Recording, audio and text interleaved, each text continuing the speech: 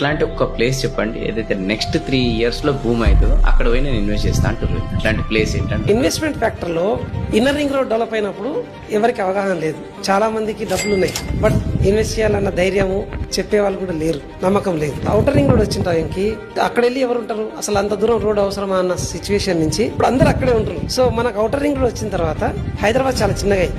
ఒకప్పుడు కుక్కడపల్లి నుంచి హయత్ నగర్కి వెళ్ళాలంటే మార్నింగ్ 5 o'clock వెళ్ళి లేట్ నైట్ లో 10 o'clock వచ్చేది మనం. సో ఇప్పుడు అవుటర్ ఎక్కినామా దిగినామా వెళ్ళిపోయినాం. సో ఇప్పుడు జంక్షన్ బేస్డ్ బిజినెస్ ఎక్కువైంది. నెక్స్ట్ రీజనల్ రింగ్ రోడ్, అక్కడ మనకి ఆల్మోస్ట్ 360 kilometers హైదరాబాద్ కి. రీజనల్ రింగ్ రోడ్ కి ఒక 4-5 kilometers సరౌండింగ్ లో మీరు ఎక్కడ ఇన్వెస్ట్మెంట్ చేసినా అత్యధికంగా లాభాలు వచ్చే అవకాశాలు ఉంటాయి.